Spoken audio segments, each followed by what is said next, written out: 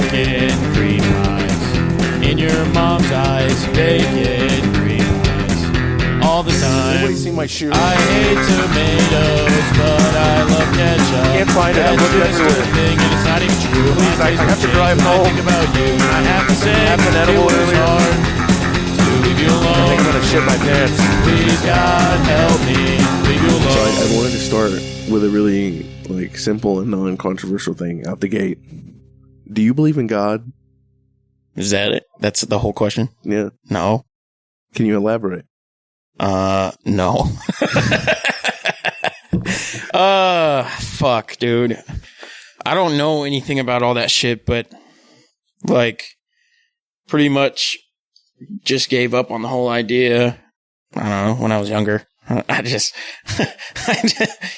to go to church and shit when I was a kid, and I did the whole raise your hand in church and thing, yeah. I just don't believe it, man. And I think another thing is I think that the people are just doing it. I don't think they're just doing it to get a following, you know? Yeah. I don't think that it's a real thing at all. And they don't know what the fuck they're talking about. I've got real big issues with it, honestly. The Christianity portion. Mm. Everything else I don't really know. But I also don't know anything about Christianity. I just grew up in it. I don't know anything else. Yeah, I know. So, it's kind of wild, isn't it? That you have all these people who grew up in the religion and they don't know anything about it. It's supposed to be, you'll talk to them and they're like, the only thing that matters is God. God before everything, God before everything. But then it's just can you quote 2 pieces of scripture for me? Right. And there are some people who can, there are people who really dedicate a lot of time, but what's crazy is that you can do the same thing to a lot of Muslims and Jews, and they can actually do it. A lot of them, I would say as a whole, they are generally more. Yeah. Specifically, anybody I've talked to who practices Islam, they seem extremely devout about it. Because, they believe that the Quran is the literal words of God. It's actually it's more, they don't believe in, the Jesus ascension thing. They're super, super committed to law. Dude, I think, if they were just more,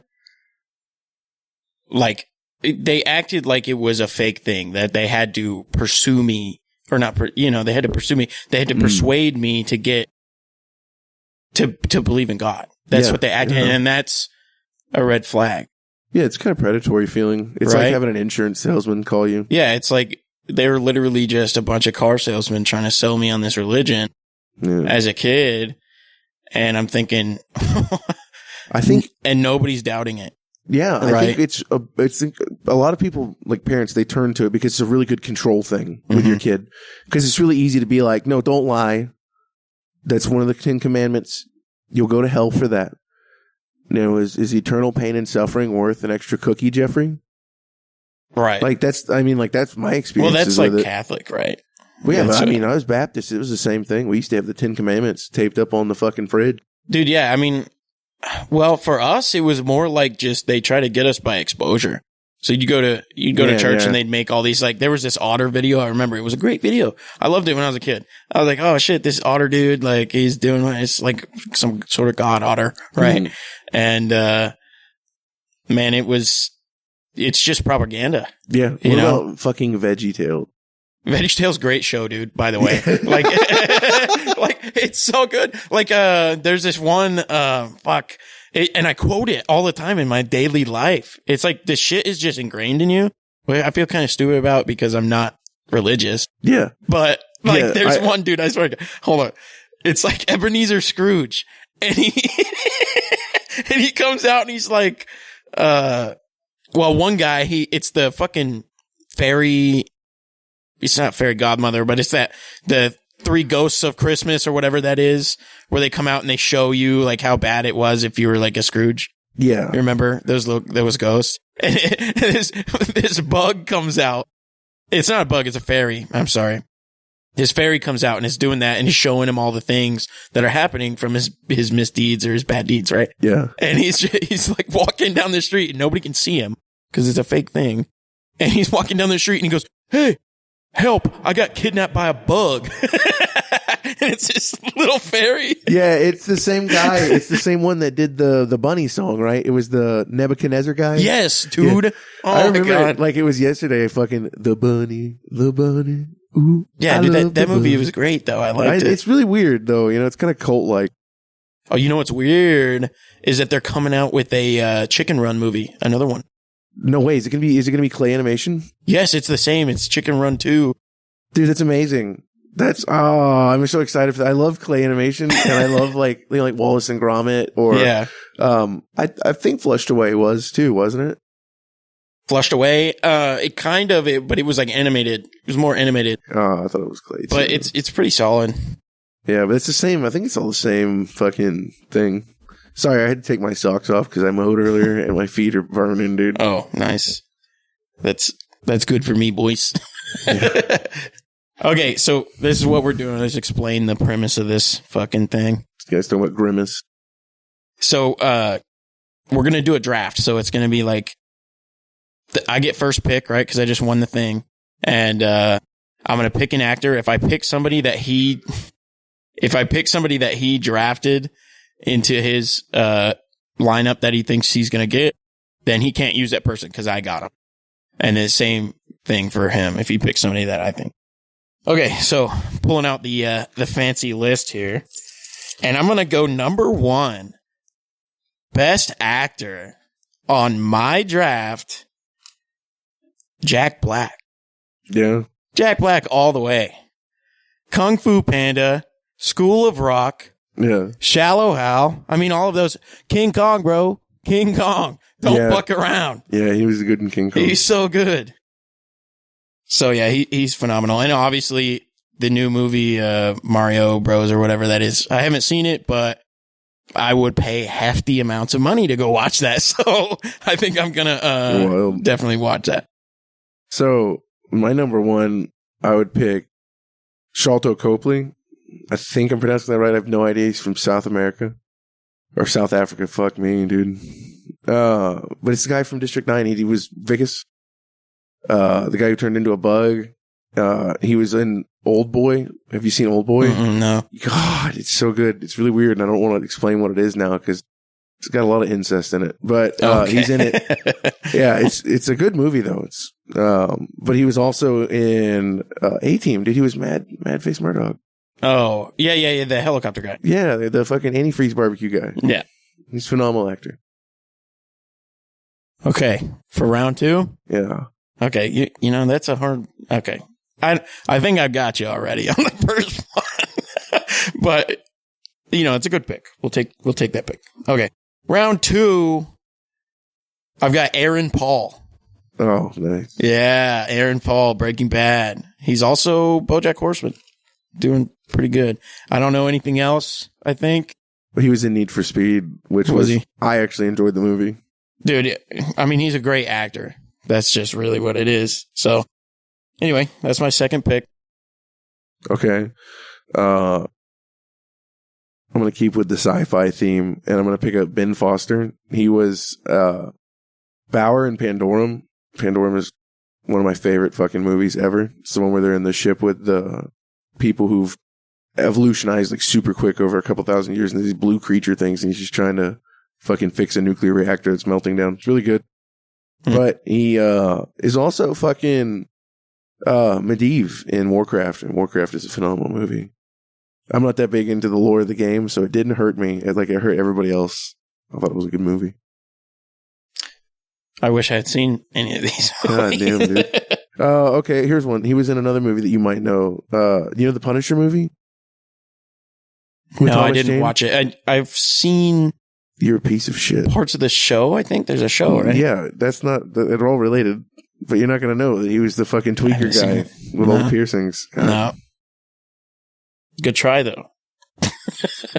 You're definitely going to lose this draft, though. No, dude. I'm getting talent. You're going to get them. You're going to get the real ones. Okay. So I got a toss-up here. I think I want to go into...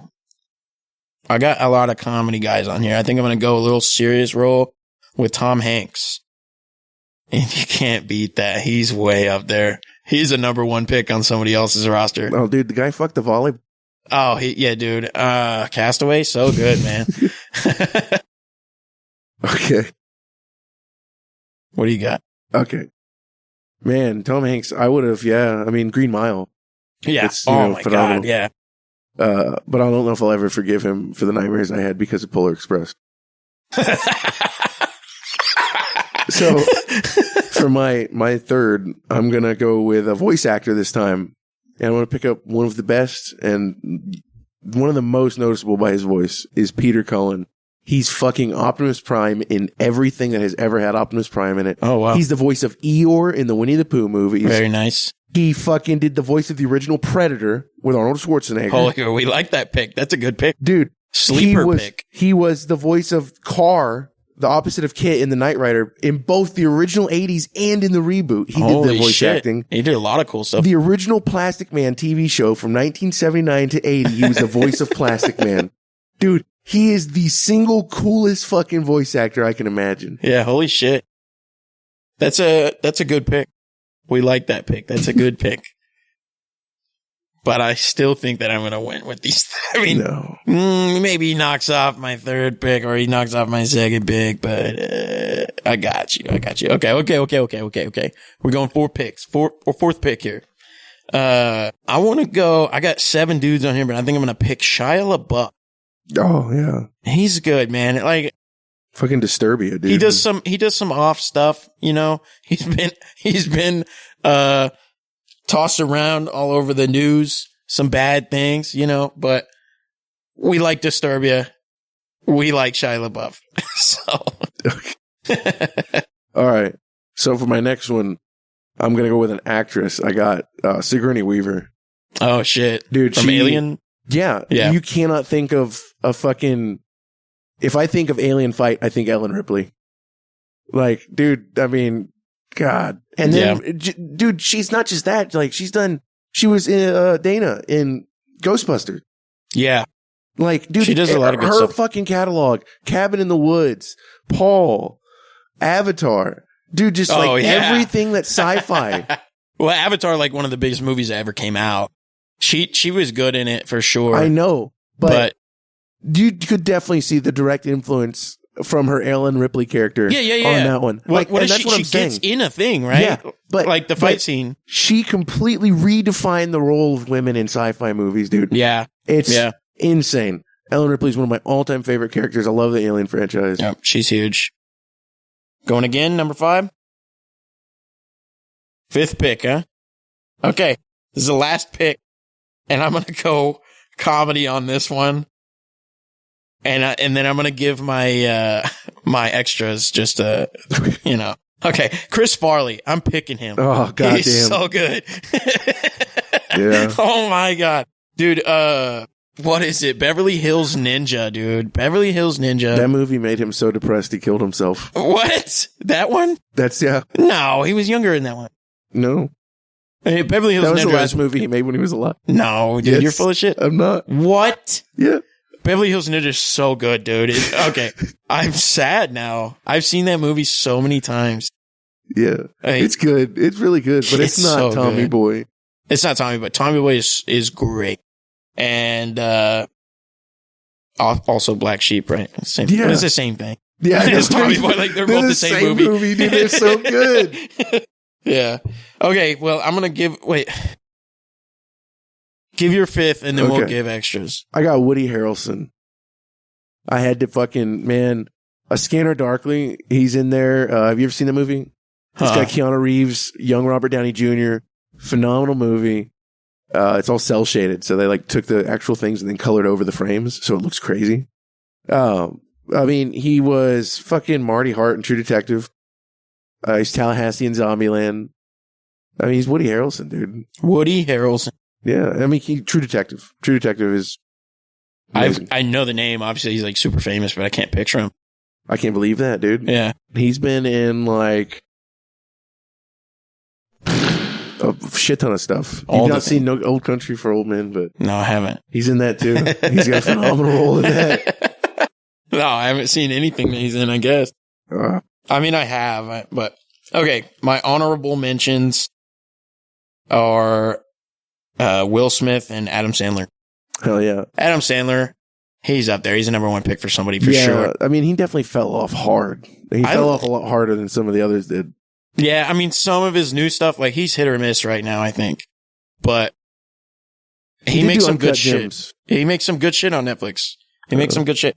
And he comes out with just consistent content, you know? Yeah, I know, but I can only fucking watch him do the Hanukkah song so many times before I get bored of it. Right, yeah. I actually don't have any honorable mentions. I only picked 5 because I knew you weren't going to pick any of them. Yeah, I know. You're a real scumbag. Dude, I could have done Sigourney Weaver. No, there's no way you would. No way, yeah, because I hate women. Yeah. You have to take that out of the pot. No, there's no way we're going to have a smooth transition. Yeah, I don't hate women. That's it. Okay. Some more comedy bullshit. This is just a fun one. And there's a question for you, sir. Okay. For both of us, I guess. What animals would win or lose versus Mike Tyson in his prime? Okay. So this has been a furious debate at work. It's been going on for months now. Really? Yeah, we're constantly Big going Mike on Tyson guys, huh? if Mike Tyson can beat a gorilla. Oh, no. I think so. Really? I watched him fucking uppercut a 250-pound man's feet off the ground. I think he can hit a gorilla hard enough in the head to kill it. I feel like gorillas are just faster than us, and they're bigger than us, obviously. Yes, I don't think that they're fat. I don't think they're more agile than him, though. Dude, he's a professional fighter. Being able to dodge attacks is his thing. And gorillas are just like big, muscly, like all he's got to do is dodge it, jab it in the face, dodge it, jab it in the face. If a gorilla comes at you with both arms open, you just jump backwards, man. That's wild. Like, I feel like a gorilla can move. It's definitely can move faster than he can. Like, if it's running at him, he jumps backwards. He's fucked. Mike Tyson is not a human being, dude. Huh? Mike Tyson is not a human being, dude. I feel like he could probably punch a gorilla out. I think he could punch a gorilla out. But I think if it's like they're on two sides and it's like side, yeah. No, I think Mike Tyson is dead. I think he wins extreme difficulty. Like it's going to be the hardest he's ever had to fight, but he does not want to die. I assure you. He doesn't want to die. He does not want to die. That's the thing you got to think about. He has to win the fight. His life is on the line. He's not losing that fucking fight. I mean, does he have the force to be able to rip a monkey's face off? He can bite its ear off. Really? No, dude. Yeah, but that is not gonna fuck with him. But if you no, dude, I'm telling you, that's what I'm saying. Like he's just not stronger. He doesn't have the grip. His hand isn't that big. I think he's weighs more now as he's gotten older. I think he's got more hit. The real question: does Mike Tyson have weapons? No, we're gonna say no, right? Because so now nerfed. He doesn't win. He's nerfed the moment you put something in his hands. That's true. He's a lethal fucking human being. Yeah. 2 punches and you're dead. That's what I'm telling you. He will knock the fucking teeth out of a gorilla. That's a real thing. Like if you put him in the MMA, you know how like they slam after they get the knockout? Yeah. He would have like 30 kills. I know. Like real deaths. I know. Like that shit's wild. I think about that. I was thinking about that the other day too. Like when was the definitive switch between boxing being the premium fight to watch at a bar or at a place, and now it's, UFC? Yeah. Or that's what I'm talking about. Yeah, like when do you think there was a transition? Was that like the early 2000s? Because I feel like I missed it. I just remember being a kid and boxing was big, and then now, nope, I don't remember what happened in between. I don't know, but dude, the last time I watched a boxing match, it's like they aren't even throwing punches anymore, Yeah, that's wild. It's like like back when Mike Tyson was in it, that shit was exciting. Yeah, you know what I mean? You see him slip that fucking jab and then counter. Like, that stuff is so exciting to me, the counter strikes. It's weird because it's like, let's pretend that Rocky never existed, okay? And they were to release that movie now. Mm-hmm. Nobody would fucking care about it like they did back then. Right. Because boxing used to mean something. Yeah. It was everybody you knew. You had an uncle who fucking had boxed in the fucking military back in the day, or fucking was a firefighter that did it, Right. A pugilist. Yeah. Like it was just a pastime that people used to have. They don't anymore. Yeah. Boxing, I mean, dude, boxing back in the day was very cool. But now I'm not a big fan. Yeah. But I don't like the UFC that much either. But I can see how people would like it because it's more exciting. It's like watching amateurs. Yeah. Like if Kimbo Slice was fucking tearing shit up, you know what I mean? Yeah. I mean, he did have a very unsuccessful UFC career. Yeah. Because I think he was just getting old. Yeah. I mean, he's a street fighter. Yeah. So. I know. But I don't know, man. I watched that one guy's leg get fucking spaghetti wrapped around the other dude when he shin kicked him, and I just can't watch it ever since then. Because I'm scared I'm going to see something. Was that Conor McGregor? Like I don't know what their fucking names are. Dude, Conor McGregor. It's definitely not him, though. He kicked the dude, and then he stepped back he put his foot back, and his leg just fell apart. Like, oh my God. And we were like, it was when I was on the road with the boys, we saw it, and we were like, that's the end of his career. Like, he's obviously known as like one of the best fighters in the UFC, right? And we're like, that's the end of his career. And I guess he is back in it, tearing it up again. I have no idea. Wild, though. Like, his leg was like a 90 degree. I like a bad guy heel, but I don't like a cocky bad guy heel.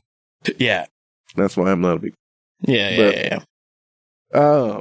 Man, what'd you think about that spider? I mean, that spider pussy. I thought it was great. I think it's hilarious because it says it's like sponsored by Tobey Maguire.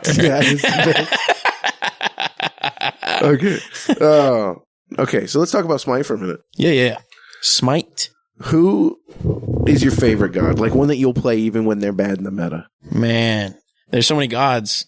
Like 160 gods. Yeah, I know, and you're like the only person I know that knows all Raw. of them. I'm going to say Raw. Raw is so goddamn fun, dude. Right now, Raw is so good because they did Last Gasp. The item Last Gasp. It's like you can get so much power on him early. Like if you build your starter and then you just build straight into Last Gasp. You can have 300 power on the first item. I haven't played them in a minute, so I don't even know what Last Gasp is. You do a heal and it gives you a percentage of how much it's like they're missing health. Yeah. It gives you a percentage of power. So Holy it's like shit. Yeah, so your tank is low, you hit him with that heal, and then you ult. Like you get 80 power off of that one heal. Have you played Ishel yet? No. Ishel has her ultimate. It'll heal any ally that it hits and it multiplies for each person that you heal to damage the enemies. Yeah, that's wild. Yeah, so if you get your guys in a team fight to just fucking stand in a line for 2 seconds and you fucking basically just raw ult and you disintegrate the entire enemy team and all your guys, full health. Oh yeah, I've been swallowed by an Ishel. I mean, we're winning a fight and then Ishel kills everybody. Like it's ridiculous. She's fun. I love her fucking, I think it's her 2 is the one that sends out those orbs that give movement speed. Because you can give everybody on your team movement speed in a chase, dude. Oh, really? It's phenomenal. Yeah. Dude, I've been recently using Entangled Wings. Yeah. And it's like the boots, the fast boots, right? Mm-hmm. And when you use it, if you use Entangled, it locks down the enemy team or whoever's in it for a second. Holy shit. Dude, movement speed is big right now for fucking ADC. Yeah. Huge. I mean, on the topic of that, I mean, the god that I like to play, is obviously AMC. Yeah, I have a build for you. Yeah? Yeah. I still like to build him as auto attack because I love pinging. So, it is Executioner. So you build Odibo, or not Odibo, I'm sorry. What is that? The arrow starter? Gilded Arrow. So yeah, we're going to do Ornate. Yeah. So we'll go into Ornate. We'll do... Because that's the one that gives you the crit based on gold. Yeah, crit and attack speed. Yeah. So you get Ornate, Exy, Kins, Dominance. And, really? Oh, wait, and also the Gauntlet that gives you heal.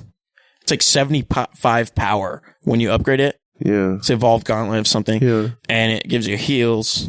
So you get that Gauntlet, you get Exy, Kin Size, Dominance. So now you're shredding tanks, right? Yeah. And then... his ultimate shreds anyways. So that's 4 items. And then you get Deathbringer. Oh, yeah. So now you have like 65% chance to crit. So you're critting for like 800. Mm-hmm. And because you got a shitload of power. And then you also have the pin. So you got pin, power, and crit. All 3 in one build. And your attack speed is like 2.2. I really like to do a hybrid build on him. I'll do Bluestone start into like, I was doing Transcendence for a long time, but I don't think that's meta right now.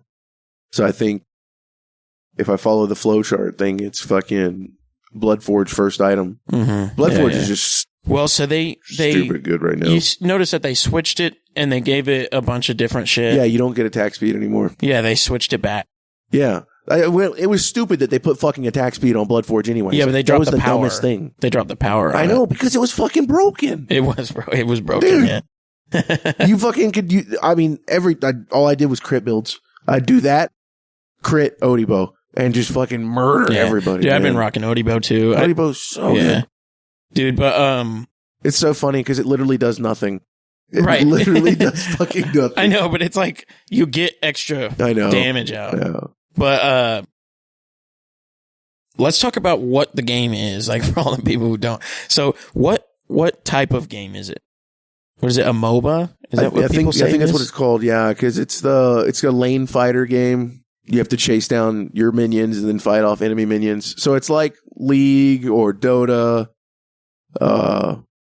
It's like a lot of tower defense games, honestly. Yeah, but there's a lot of strategy that goes in, mostly to I think the hardest part of that game is the counter building.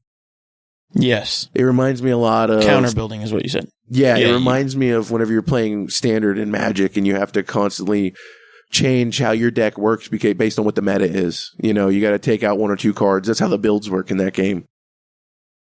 Yeah. It's a hell of a game. It's got the coolest fucking lore of any game ever. Right. Lore, a lot of strategy, which is the best thing for me. I like the strategy about it. Mm-hmm. So... yeah, it's interesting. I don't know, man. I'm not as deeply entrenched in it as you, and I can't get out of my Hilo anymore because now my controller's broken. I'm playing on the keyboard. Yeah. So it's just a shit show. We're doing all right. We were playing with some high ranks the other day, yeah. I was playing on Josh's stream, and I feel real bad because, like, he let some people in the stream from the stream join us, and they had really high rank, but I was playing Thoth, and every time I tried to ult, our Maui would pull somebody out of my ult at the last second. And I spent 5 minutes charging up that ult, right? And then he just like pulls it out. And then I lit him up on stream. Obviously he's watching the stream. And I'm like, this fucking Maui. And it's like, oh, I feel bad because I'm lighting this guy up. Yeah. I hate people like that though. I told you about my Hercules the other day. I kept trying to like ult him and he would just pop him right out of the way. Yeah. Yep. Like just fuck me. I know. That's why you don't play those gods. Like if your mage plays somebody who has a snipe ult or something like that, you have to play somebody who just locks them down. I know. That's why I think Mulan's a great comp for Raw, dude. Mulan's okay, but you have that pull. Well, so the pool only moves them a very small amount. Yeah. So if you play with a Mulan, you can just see. But then her ultimate has roots. Yeah, I'm pretty decent at Raw. I'm able to because I know what every other character does, so I'll know where they're gonna land. Yeah, it's the same way that you can predict an ETH. But like a Maui ult or a Bastet, you can't get that. Yeah, I know. Because you're like, and then the Maui, I was like, bing. I think it's like fuck. I think Maui's kind of like Serb. I think they're only really good if you're from a defensive perspective and you can pull them into your tower. Serb is the best. Yeah. I love Serb. I have like almost 2 diamonds on him. Yeah, probably 2. Already. I'm not good with him. I think he's great. He gets a lot of flack. Obviously, he doesn't have a whole lot of peel, but I think that he does actually. I think his 2 is slow. Does a hell of a lot of peel. Love playing Kumba because of the just sheer like every fucking thing in his kit. Stun. Yeah, dude. Yeah. I love him. He's so fun. Yeah. Also, like, there's different things. Like, I say everything's a stun that locks you down. Yeah. But it's not. There's roots, right? There's roots, other stuns, stuff. Dazes. Yeah. I mean, it's all significant, but yeah, Kumba just does it all. Yeah, like a stun is that you can't do anything. You can't use any of your abilities. You can't move. I hate silences. Silences piss me the fuck off. I hate playing against a Ganesha. Ganesh is, like... For your first question, who would I play? Ganesh is up there for me. He's like in the top 3. Yeah, he's fun. I would play him at all times. I like doing full damage build on him because I'm a fucking piece of shit. Yeah, that's terrible. It's amazing though because I love dropping an ult and then them just... So the items right now for tanks, you can get in 5 items, you can get full tank or full prots on both, right? So then you can build a damage item. Is Heartward Amulet still meta? No. Well, I don't know. I don't build it anymore, but I'm still able to get... If you build Sentinel's Embrace and then Gauntlet of Thebes, you're already over halfway there. Yeah. And then you build two more items, 3 more items. Yeah, now I you're noticed full. a lot of the fucking, a lot of the, they give you the preset suggestions. A lot of them have been having a damaging last item that does cooldown for most of them. That's what I do. I've been doing Chronos Pendant, last item. Pendant. Yep. Yeah. That's what I've been doing. And then late game, you're more prevalent because you can do damage too. Yeah. No, that's what I'm saying, dude. A Ganesha was like a full damage, obviously, is fucking stupid. Yeah. But the totems deal so much goddamn damage, anyways. The pillars. So you just build one damage item that gets your cooldown, man. Yeah. A fucking spear. Yeah, I'm thinking last item, Chronos Pendant is the best for him, but it really depends. Like sometimes maybe they're coming up into your Phoenix and you need to build that is anti-heal Empress. Is anti-heal relevant right now? Yeah, it's huge. Is it? Yeah, like people are building it when there's nobody who heals on the enemy team because Contagion does hella damage right now. Yeah, I forgot about that. They added more shit to Contagion. Yeah. It's phenomenal. It was already good. Yeah, it was already good. And now you will build it regardless. Like if you're in solo and you don't have every single person over there is building it. Wow, so it's better than a solve? It's better. Yeah, it's better than it does so much damage though.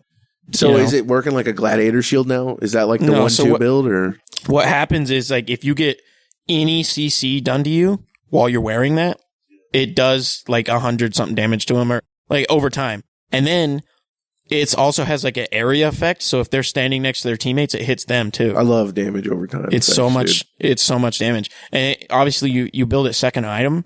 You put out like 30K as Ganesh with just fucking one item. You know what I mean? Yeah, like, it's fucking stupid. It's not 30K. It's probably like 10K in still a 30-minute game. Stupid. Yeah, it's gross. You're going to end up getting some kills on accident. Right. Yeah, dude. There's so many times people are dying from Contagion procs. Hell yeah. But we probably stopped talking about Smite because nobody listens. Nobody plays it. Fuck them. I'll give them some culture. But yeah, we like Smite over here. It's good. How do you feel about people saying that you can only play certain types of music with certain types of guitars? I think that you're brain dead. Yeah. Yeah. That goes back to the creativity thing, but yeah, you remember that girl that I was we had that party over at Nate's and she came by and she was like, "Oh, I don't like metal music because it's stupid or whatever." And I was like, you really need to broaden your fucking, like, you should open your mind a little bit. You know what I mean? Well, you don't like it for one specific reason. You don't like the vocals. Yeah, but there's metal open your mind. Listen to other clean stuff. Vocals. Yeah. Listen to anything else.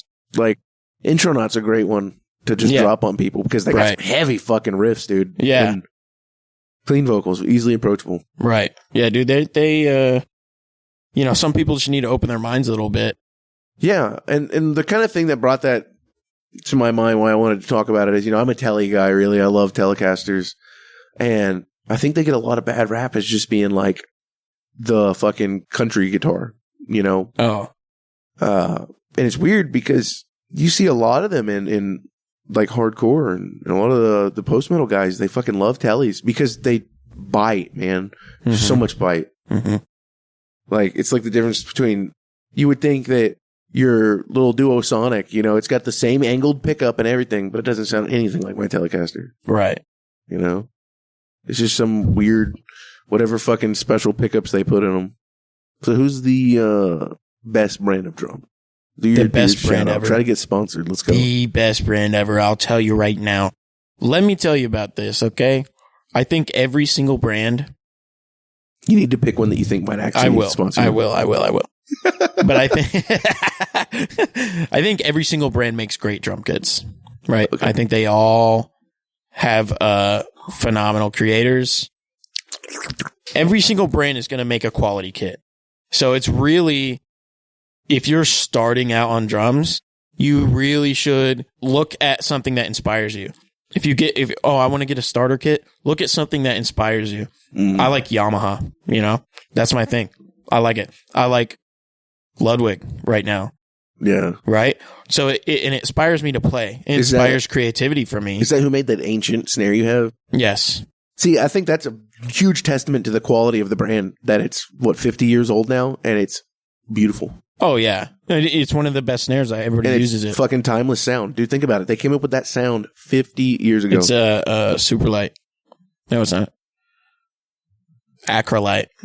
It's a Ludwig Acrolite. 1970 is when it was made. It's phenomenal. It's a metal drum. Like I think it's chrome over brass or something like that. Fucking sounds amazing. It's got this really brittle kind of crisp sound. I love it so much. Yeah, it's perfect. It's also it's one of those snares with the internal dampening. So it's got this little lever inside of it. You twist a knob on the side, and it dampens it from the inside. That's the head. So yeah, so you don't have to put your wallet on there or nothing like that. It's very cool. Yeah. I remember going in practice, and I always saw you leave it up there. I'm like, how the fuck is he not just beating the shit out of his phone? You'd have your phone sitting on the fucking snare. You know how many times I crack my phone from just hitting it with a fucking stick? It's ridiculous. Hell yeah. But anyway, yeah, if you're starting out, you want to probably just get something that inspires you. Something that, oh, hey, that color is fucking badass. Let me get that. You're going to want to play drums, and then you'll get farther in and you'll dig deeper, right? Yeah. But, once you're farther along, then you can start getting picky, right? Yeah. But I think even the big name artists, Benny Greb, I think he plays Sonar. I think that he was just like, he started with that infatuation with Sonar, right? And he was like, don't quote me on this. I don't know if he did that. He probably started with a DW kit like everybody else, because they're cheap. But he probably always had an infatuation with Sonar. Like right now, I have an infatuation with Yamaha, right?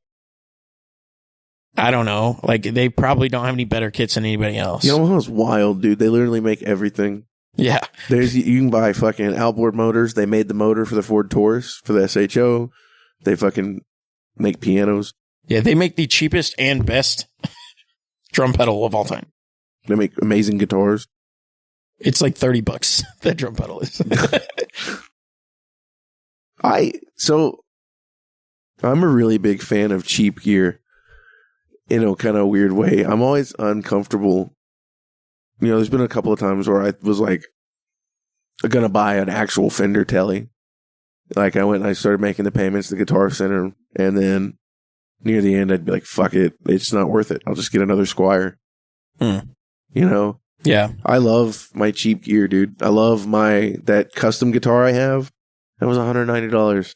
Well, there's something to be said about cheap gear, and it's like at that point you can really get everything you want out of it. Like if I bought a kit for $4,000, I would not want to hit it very hard. I wouldn't want to do it. And it's like with cheap gear, I'm hitting it everywhere. I'm hitting the bell like, like I'm fucking touching it with my finger and just like doing all kinds of crazy shit because it's cheap. So if it breaks, it's not going to be that big of a deal. Dude, I love my gear. If any of my guitars break, I will be heartbroken. I'm not saying that, but I'm saying like, it's not going to be as big of a deal as if I lost $4,000 because I hit that hard. I know what you mean. Like that one that's behind you I've had that thing for years. I've had it longer than Gideon has been alive, and it's so covered in fucking dents, and the back of the neck's all pitted up for me fucking just leaning it against shit all the time. Mm-hmm. But I love that guitar. It plays so good. Yeah. Dude. And it's completely... It was so cheap that I wasn't like, it was cheap enough that I was comfortable modifying it. So that's like the first time I ever fucking, switched out tuners or, routed on that guitar. And then, I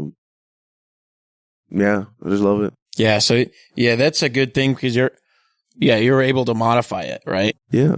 That's awesome. I also think that the quality of products now is significantly better than it was back in the day. Mm-hmm. Now, with the exception of handcrafted things, I think handcrafted things have always been amazing handcrafted things. But like, if you were buying a fucking Stratocaster in the 1960s, you were buying a fucking not handmade guitar. Right. You know what I mean? Yeah. Just like now. But now the machines are better. The machines are more precise than they've ever been, so you can get higher quality stuff done cheaper. So a Strat, you can go pick up a Squier Classic Vibe Strat right now. and it'll feel exactly like playing a 1960 Stratocaster. Like, or I have a buddy who's got a vintage Gibson. It's like a 1965 Gibson hollow body, and that thing I feel like was a handmade guitar because I've never played another, ES 350 or whatever it is that feels the same as that one. That was a fucking dream to play. It's like nothing else, dude. That's cool. Yeah. I wish I had more vintage gear. All I got's the fucking amps. Do you think weaponizing nuclear power was a mistake for humanity? Absolutely. I think that we can't trust people. We can't trust people that aren't us with power like that. And there's no way to make it so that everybody on the planet has the ability to contest. Because as soon as you push the button for something like that, there's millions of people who are having to pay the price, and you can't make a decision like that for them. Right. Yeah, it's not your decision to make. I think that nuclear power is amazing. I like it as a power source, but I hate the fact that the literal first thing we fucking decided to do was make it into a weapon. Yeah. I don't think that we really needed it to end World War II at all. No, we didn't. Definitely not at all. Definitely not. No. I think it was a fucking idea to see what would actually happen. I think it was the best test of all what actually happens if we drop a nuke on a city. That's the reason they went through with it. Oh, yeah. There's no way to collect that kind of data by dropping shit in the desert. Well, the thing is now is like we're currently in a state of mutually assured destruction, right? And it's like it's just going to constantly keep coming back around until it happens. You know what I mean? It's just like an endless cycle. Yeah.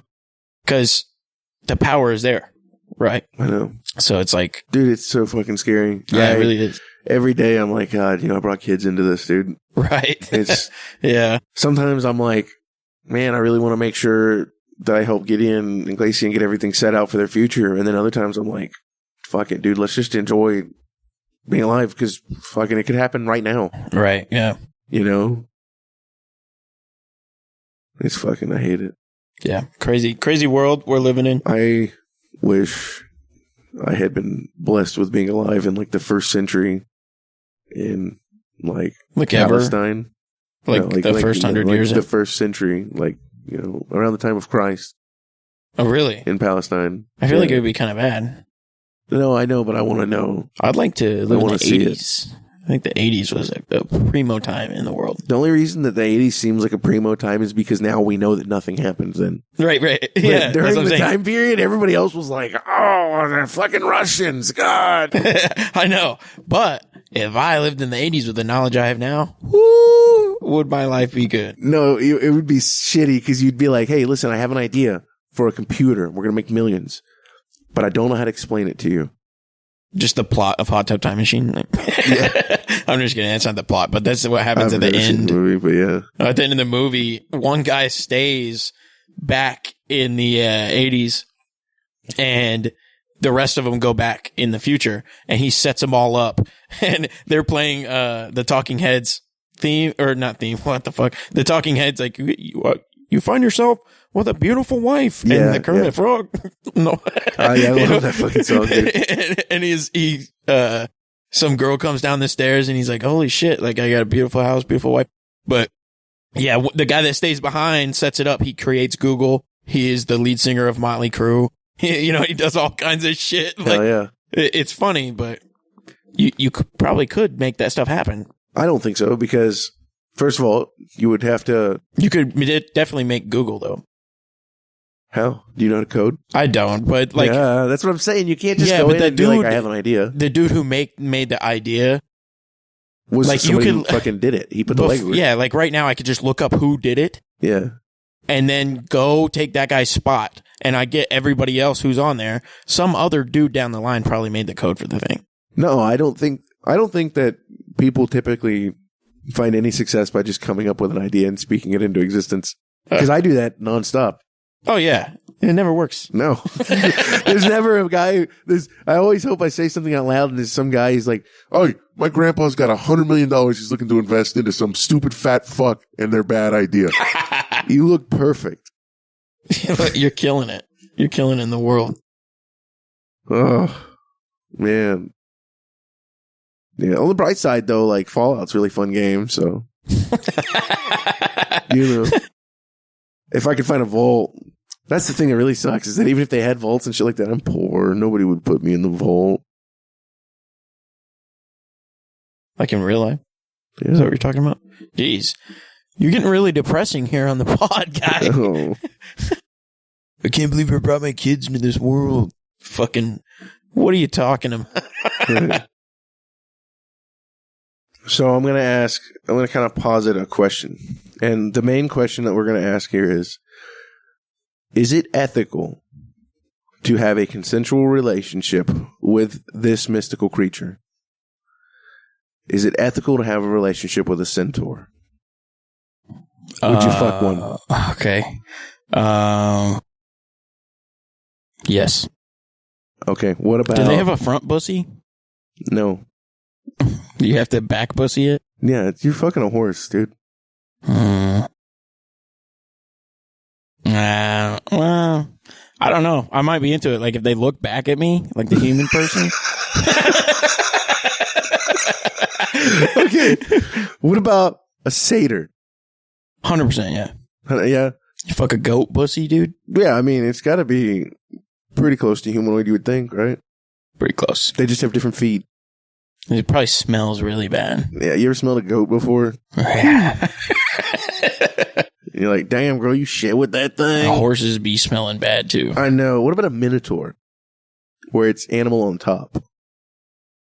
Is it ethical to have a consensual relationship with something that has a cow's brain? Yes. Okay. What about it doesn't have a cow brain. What are you talking about? It's a fucking cow's head. It's a cow's head, but they like are brain dead. Minotaurs are fucking stupid. You can be like, Minotaur, go fuck up that building, and it will. So yeah, so what you're saying is that you can tell it to do something and then it'll go and do it. So it's like a dog. Yeah. Okay. Cows won't. Okay, so is it ethical to fuck a dog? No. Okay. But they'll go and they'll do a thing if you tell them to go and do it. I guess you could really break it down like, if it's consensual, yeah, it's ethical. Whatever. Okay. If it's capable of consent, then it's ethical. Okay. Like a dog, they can't give you consent. There's no way. Okay, what about an elf? Yeah, 100%. What about a Keebler elf? Yes. No. Because I guess they're old, but they seem like children. Yeah. That's rough. But they're like 600 years old and they're capable of giving you consent. Keebler elf. I don't know. Pack the fudge, pal. Okay. Do you think it's ethical from the perspective of an elf? Because elves can, they're like thousands of years old. Do you think it's ethical for 1,000-some-odd-year-old creature to fuck a human being? No, like pledge their love to somebody who's a regular human being that's going to die in 70 years. That's like a dog. Yeah, that's consensual. Happens in the Lord of the Rings. Yeah. It's the best. Okay. So how many times do you think there's any kind of like limit to the number of times that an elf can have a mate? If they keep picking humans? Because then they can just like infinite humans. Because people back then had a lifespan of like 30 years. Of what? What? How many times do you think that an elf can get married? Oh, as many times as you want. I don't care. Okay. So just infinite. There's some whore elves out there, dude. Yeah. No. I'm not talking about that. Like, hey, you slut it up, do whatever you want. But I'm talking about like, I don't know, just constantly outliving. Do you truly love something if it's the 50th time? Probably has less effect for sure. Yeah. It's diluted. So that's some diluted love right there. Do you think that it would be fulfilling to date an elf? Yes. Think so? I think it'd be fun, especially if they got magic. Well, there's stuff that's like, some love can be stronger, Yeah. She's just going to be like, you're a human 29, but you're here for your dude, I bet she knows how to be in the sack, I'll tell you that. She's been around. I don't know. Elves always seem very aloof. Like that they're actually like almost fucking against physical contact. They all seem like they have a little bit of autism. Like just they're just like, yo, this is the most awkward person in the world. Fucking. Yeah, you don't think it's because maybe they've like evolved far beyond humans, so they're just having like they look at us like we have autism. They're like they don't fucking understand. That's true. Could be that way. Yeah, like they would have to look down on you, like the way I look down at my son. You know, like how are you so dumb? Your brain is not developed. Yeah. What do you mean? I don't understand. That's 90% of our conversations. Is he's just he's just like, the naked chickens, they're out there and they're gonna blow us up. I'm like, what are you talking about? What are you talking about right now? Dude, yeah, there was one time he ran out in the backyard, and this was when we first moved out here, and he fucking got on his knees, dude, and he screamed, he's like, "Arise, beast!" And I was like, what the fuck? Fucking hell. Dude, I have no idea where he got it from. Arise, I have beast. no idea. And me and Lexi both heard it, dude, and we were both flipping the fuck out. Dude, maybe he was 3 or whatever. I watched him that one day, and he came over. He fucking went in the backyard. We had like cow shit back there. Nice. And he was just playing in it. And I went like, he was playing in it. I was watching him out the window, and when he started playing it, I opened the door. I was like, "Hey, that's disgusting." And he looks up and he's like, "Disgusting?" And I was like, "Disgusting." And he's like, "Disgusting." And he came inside. Yeah, he's a lot better at communicating now. Now he's a trip. I ask him why he does things, like why he keeps putting a fucking hole in the wall. And he said, "Because I don't need to." I'm like, "You do it because you don't need to?" And he says, "Yep." What? I don't fucking know. Stop putting holes in the goddamn wall. I don't need to put holes in the wall.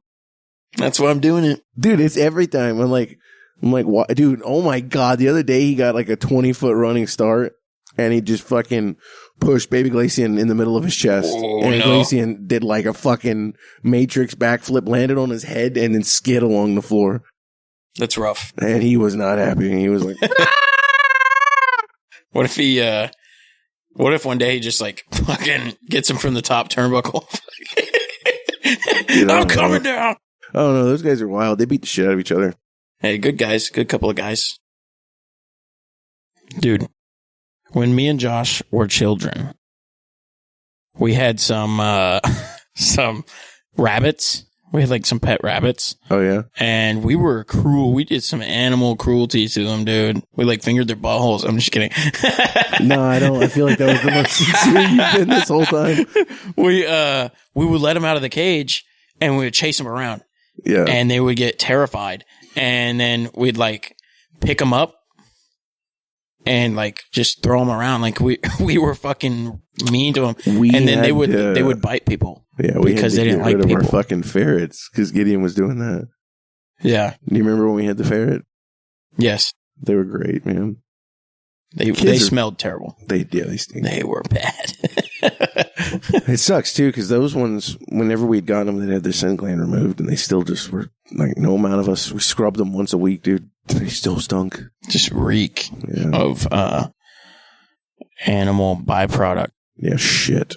Yeah, that's what that is. I think it was the one. He got old. Philborough. He was a very old man. I think he was just pissing all over himself. Huh. That's what's going to happen to all of us. Yeah. When we reach the end of our lives, we're just going to be sitting there shitting and pissing ourselves and wondering why we wasted our lives. Yeah, and you're like, hey, man, what a time. I love this time. You ever think like, dude, stuff that happened in the past and you're just like, yeah, but that's not like, it means nothing. Yeah. Like it's just in the past now. It's just like, yeah. So it's funny because, I'd always do the deep dive on the religion stuff. And it's funny because I'll learn about like somebody like Marcion. Marcion is extremely important, but he's not at all relevant. You know what I mean? Nobody knows who he is. Nobody will know anything about what he talked about. The only reason that most people are even going to know about him is that he was one of the first people that came up with a canon of biblical scripture. But he was a Gnostic. So he basically got erased by the proto-Orthodox. Can't even blame that on the Catholics. They weren't real Catholics yet. He was a Gnostic or agnostic? He was a Gnostic. What is that? Gnostics are people who know. It's, they are traditionally like dualist. So It's tough, man, because it's such a shitty category because they're all so different. You can say a Hermeticist is a Gnostic. Do you know who Hermeticists are? No. You don't know? Oh, you don't know about Hermes Trismegistus? It's about Thoth and yeah, it's where I think it's what is it? It's Hermes, Mercury, Moses, and Thoth. They're all the same god. Gotcha. But it's the 3 different versions of them. Yeah. And then that's like the Emerald Tablet and alchemy, and Isaac Newton was big into that too, which is really cool. But I'm more interested in the Christian Gnosticism, like the Valentinians, the Marcionites. I don't know if the Mandaeans can really be considered, or the Manichaeans, but both of them are definitely Gnostics. I don't know if they really should be considered Christian Gnostics, but basically, yeah, just dualism. They believe that the God of the Old Testament and the God of the New Testament are separate gods. And some of them believe that the God of the Jews is an evil God. Like, basically, Satan. Like Jesus? No, Jesus was not the God of the Jews. God? It's Yahweh. God. Sort of. They're different characters. Like the Jewish understanding of the God of the Old Testament and the Christian understanding of the God of the Old Testament are completely different. So I think it's not proper to look at like Elohim, Yahweh, whichever whatever name that you want to give it based off of the book of Genesis. I don't think it's proper to look at that as the same God, because that's like saying, as like the current God that we have now. Or for Christians? I think that they have different understandings of who that God is. So they're not the same. They're the same God in concept, but not the same God in practice. Right. Because, the Old Testament and the New Testament are very contradictory with the whole, like, I'm going to flood the planet. I'm going to kill everybody because people are having butt sex. I'm going to burn 2 cities to the ground because they wouldn't rape this man's daughter and were instead participating in gay sex. That's the Sodom and Gomorrah storyline. Like, it's very weird. The Old Testament's very strange. Like, Abraham, who's, the God of all Abrahamic religion, or not the God, but the father of it, right? They say that he's the first person that God contacted after Adam and Eve and whatever. He is, all throughout Genesis, he's going to see prostitutes at temples. He's impregnating his wife's handmaiden because that his wife can't produce a baby. Doing stuff that's completely not at all what a Christian modern family values would be, right? Because that's a big thing for most people. Like a lot of the televangelists and Baptists, the family perspective is a really big deal. And I think it definitely is for the very ancient Hebrews. They're not even like, that's the thing, is it's like you can't even really call the people in the Old Testament Jews. They're Hebrew. Because Second Temple Judaism, as it exists right now, I think it wasn't until like the year 200 BC that it really started to develop. Because you can't fucking make a pilgrimage to the temple and make a sacrifice now because it got ransacked by the Babylonians. So if sacrifice in a ritual temple in a specific place is core to your religion and then that place no longer exists, your religion has to change. You can't be the same anymore. And it went from the concept of Yahweh of being the God specifically of them. In the beginning, they were, I think it's called henotheist, where that they worship only one God, but they believe that the others exist. And they believed in all of the ancient Babylonian gods and the Mesopotamian gods, like Ishtar, Gilgamesh, I don't fucking know, Marduk, even Baal, El. That's another thing, we were talking about in the last episode, the sky god, Deus. Yeah. He ended up becoming, I think I'm trying to remember this correctly. I know Baal was the seat of the pantheon for Babylonian religion, or I guess I would call it Canaanite religion, technically.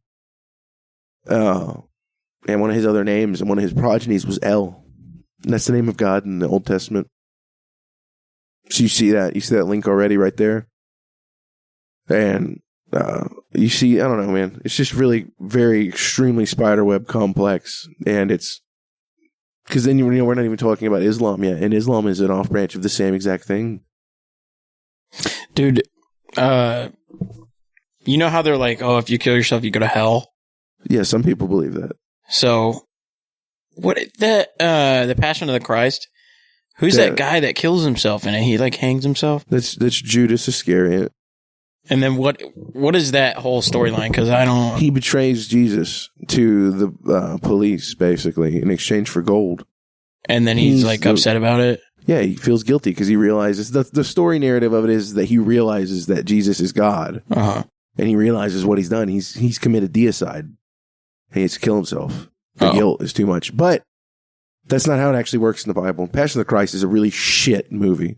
It's so bad. They took and butchered up the fucking story between four completely different books. I feel like they try to make it some propaganda there. Yeah, I mean, a lot of the stuff is just... The problem with the Bible is that it's not one book. It's a collection of letters. It's a collection of poems. It's a collection of sermons. It's a collection of books, of stories. But they weren't written at the same time. Mm-hmm. They're not written in any kind of fluidity. They're written in different languages. Mm-hmm. You know, bits of it are written in Aramaic. You have Hebrew. You have Greek. You have Latin.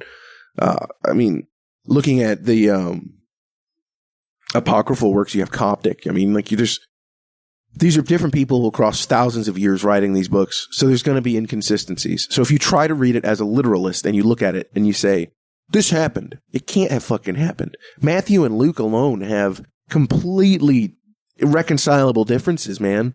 Like the whole reason that they're in Jerusalem or in Bethlehem. You know, in the one, they're trying to get away. They have to go run away to Egypt. And then they make their way back and they pass through and, you know, because they're on their way to Nazarene or whatever. And then the other one, they have to report for a fucking, what's that thing where a census, where they knock on your door and they're like, hey, you know, how many people live here and whatnot. So that's the reason. Yeah. So it can't be both reasons. Dude, another thing about what we were talking about earlier with the whole thing of them trying to indoctrinate kids and stuff. Yeah. There was this one part and I remember this like distinctly. And I must have been like 6. Or something, right? And they were doing the whole Roman soldiers come to your house and fuck with you or something. I don't know, right? But they were like, don't let this Roman soldier in when he comes. We were holed up in a closet or something. Okay, that was kind of weird. Yeah, it was weird. Yeah, they were doing like a whole play or some shit, but it was like throughout the entire church. And so they had dudes dressed up as Roman soldiers and they would come knock on the door and they would just be like, hey, you know, we're going to meet up here. Right? Yeah. It was something stupid like that. But the people in the closet, I was trying to understand, like I was a little kid, like what the hell is going on? Why are we in this closet? And they're just like, well, there's going to be a Roman soldier and they're out here doing all this stuff, like as per the story. And I was like, oh, so when he opened the door, I fucking smashed it and I'm holding the door closed. Like, what the fuck? I can't let this guy in here. And I remember doing that and I don't fucking know what the hell the story was. So no, I don't know, but weird stuff, dude. It's weird because a lot of people use the King James and the King James is a bad translation. The Trinity's never explicitly mentioned throughout the New Testament. Okay. The whole concept of God, the Father, Jesus, the Son, and the Holy Spirit being equal but separate. Mm-hmm. It doesn't exist anywhere except for in 1 John. And that passage in 1 John doesn't exist in the original Greek. It only exists in the Latin, which was done, I think, in the 5th century, 6th century. So hundreds of years later, they added in this passage. Yeah. The concept of the Trinity is not modern by any means. It's from the, you know, people definitely believed versions of it. There was modalism and stuff like that. That's another thing. I didn't really put it in perspective. It's like 2,000 something years to have what we have now. Yeah. And you can trace it back. If you look at the earliest forms of Christianity, it was literally Judaism. Quite literally. Jesus was a Jew. He believed he was the Jewish Messiah, which was not a person that was meant to die or anything like that. Yeah. He was supposed to be a war leader who helped defeat the enemies, rose them up. There's signs of stoicism in his teaching. You know, I've been reading a lot and listened to the audiobooks and the courses from Bart Ehrman. And he does the one I'm doing right now is how Jesus became God. And it's extremely interesting because he's talking about not any kind of theological thing at all. He's looking at it strictly from a historical perspective of the earliest writings to the latest writings in the New Testament, for example. And then beyond that, because the understanding of how Jesus was a part of God, like I said, the Trinity didn't exist for hundreds and hundreds of years until after he had died. So it's neat to watch the transformation of it going from a truly Jewish religion And then it splits off. And then that's when you start seeing like the Gnostics, and you start seeing like Ebionites and Docetists and other interesting things like that. And then it all kind of converges back together again. But it never really does, because even in like God, I don't remember what the fucking years of the Crusades were. Was it the 700s? I don't know, dude. I thought it was like the 1500s. I don't know. Anyways, the Cathars in France, they were another form of dualist. I don't know if they were necessarily Gnostic per se, because the whole concept of Gnosticism is that you find salvation through knowledge. It's not a thing that you can just say, I'm so sorry I was a bastard, and then go back to doing it again. It's a contemplative and philosophical journey. Dude, I'll tell you what, dude, we were learning about stuff sort of along those lines in history. And he was saying, like, you'll see what is popular at the time be embedded into that religion. Mm-hmm. So, like, I can't remember who it was, but they like, knowledge became popular. Like, being educated became popular in the 1800s or whatever. And so that... Oh, the Enlightenment. Yeah. So, the Enlightenment. Yeah, I don't know, man. I think it's really interesting because you can trace a lot of the stuff that Christians believe to Platonist philosophy. The idea of a God that created the world and the ascension through the heavens, things like that. And that's the thing that you don't ever really hear people talk about. You don't hear churchgoers talk about, like, the existence of multiple heavens. But if you accept the New Testament as canonical, and you should, the writings of Paul, at least the 8 books that we know were written by Paul. I mean, we have his fucking body, and they've carbon dated the bones, and the bones are period correct. So it's probably his body. Mm-hmm. We know that these letters were all written by the same person, at least, and that the grammar and the letters used match the era that he says it was from. And Paul says, I can't remember which one, because I'm a piece of shit now, but he ascended to the third heaven through contemplation and prayer. So already in the earliest writings, these are probably from the year 60 to year 70, you see that sort of catechism, you know, that growth. And it's neat, man. It's really cool. Here's a question. What do you think? Do you think that Jesus was killed, right? Do you think that he do you think he actually was killed and rose from the dead? So where I currently sit on that is kind of complex, man, because I do very much subscribe to the core of Gnostic belief, which is that I don't think that the God of the Old Testament and the New Testament are the same God. It doesn't make any sense, like I said. And I've thought that ever since I was a child. It never sat right with me. It wasn't until, the last couple of years that I started digging deeper and really learning about it. And I do believe that knowledge of self is extremely important. It's the only way to build a better relationship with God, because I think that all people have a little bit of the divine spark in them, right? That's our soul. I don't know. I think that there's like scientific search for the soul thing that constantly is disproving the concept of it, but I'm going to choose to subscribe to it. To go on that, it's the whole soul thing and everything. I don't believe in that. Like there's a higher power or anything, but there's weird stuff because we're all made of fucking stardust. Yeah. You know what I mean? Like we're all made of the same shit. There's weird coincidences that happen because it's unexplainable pretty much. Yeah. So I think that we're all, the lowest forms of emanation from the highest grade power that can be, right? And that the best way to be right with God is to be true to yourself, figure yourself out. I don't eat meat. Mm-hmm. I subscribe to that. I don't drink. Subscribe to that. I've been studying not just the normal canonical scripture, but I have a copy of the Nag Hammadi library. I have the Gospel of Judas, the Gospel of Mary. I have copies of the Dead Sea Scrolls, although I'm going to be honest with you, Old Testament stuff doesn't interest me very much because I don't consider it to be applicable. So, to answer your question, just to kind of put all that out there to understand my way of thinking, I think that the physical man, Jesus, did die. I do not think that the soul, spiritual Jesus died. Because in my mind, there exists two trinities. You have the trinity of the monad, the Barbelo, and Christ the Spirit. Well, okay. So I guess the real question is, you think that a higher power, God, resurrected a man? No, I don't think that there was a physical bodily resurrection. Okay. That's what I'm getting at. Because I don't think that the demiurge has that level of power. I think that he can craft things, but I don't think that he can put life into them. Yeah, dude. I mean, it's definitely a strange happening, because there's no really record of that ever happening. Like, you'll get like, people will die for a few minutes or whatever, and then you can restart their heart. Yeah. But it's like 3 whole days. I feel like, there's so many things that could have happened. I do believe everything that happened beyond that, though. I do believe that they saw him. I do believe that they had the conversations with him. But I do not think that that was a physical man. And that's why I don't subscribe to the story of Doubting Thomas. And the main reason I don't subscribe to the story of Doubting Thomas is I look at the rest of Thomasine literature, and you see that, like the Gospel of Thomas, for example. They just weakened at Bernie's Jesus the whole time. Yeah.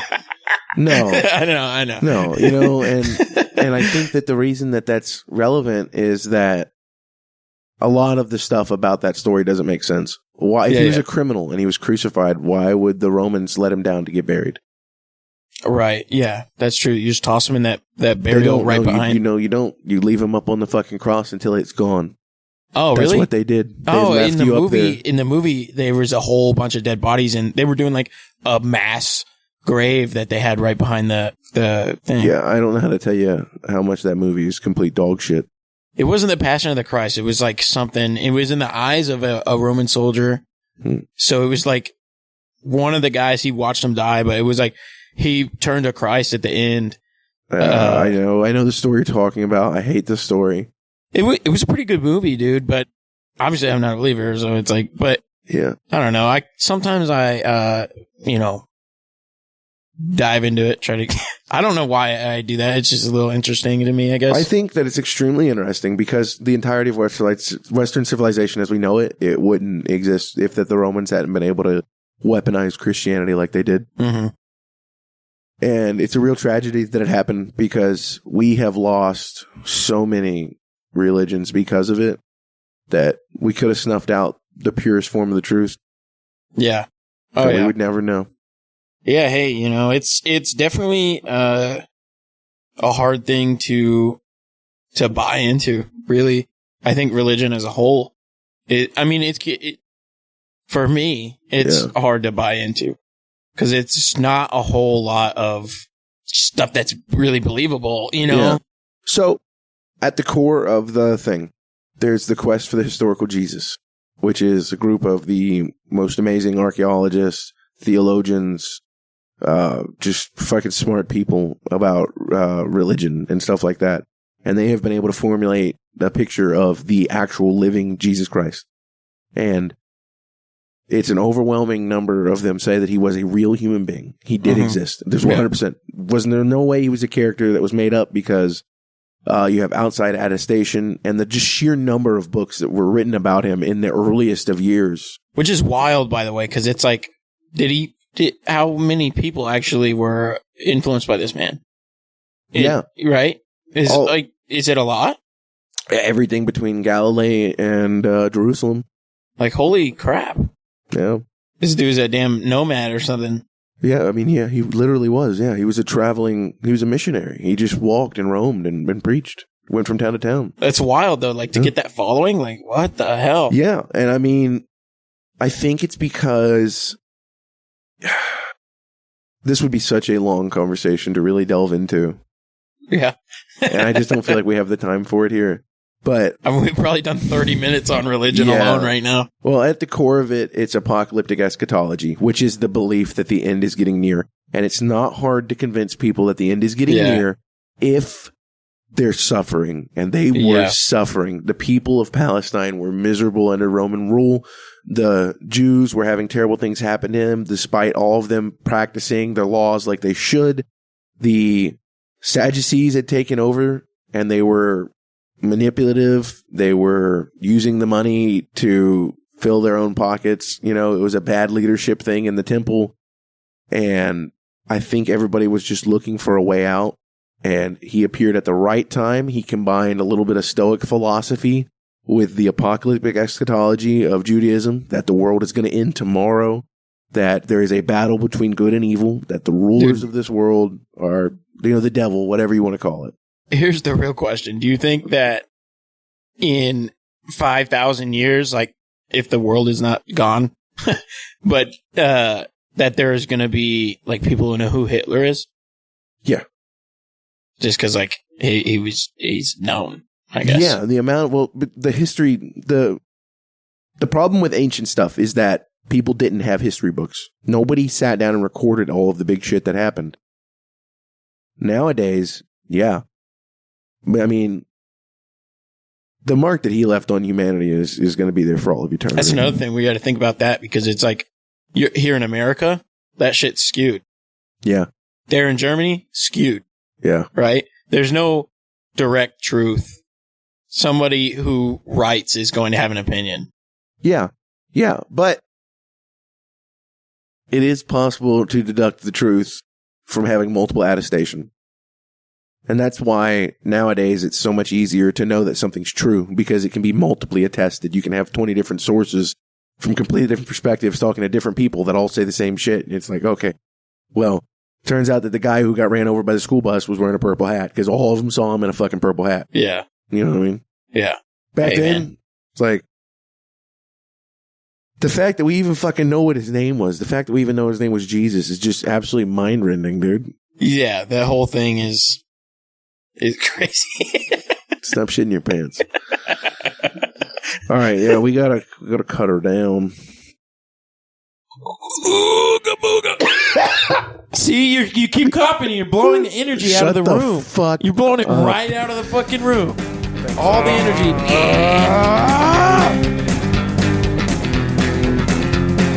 Bacon cream pies in your mom's eyes. Bacon cream pies all the time. Everybody see my shoe? I hate tomatoes, but I love ketchup. Can't find it. I'm looking everywhere. Thing, and it's not even true. Please, I have to drive home. I think about you, and I have to say an edible it was earlier. hard to leave you alone. I think I'm gonna shit my pants. Please, God, help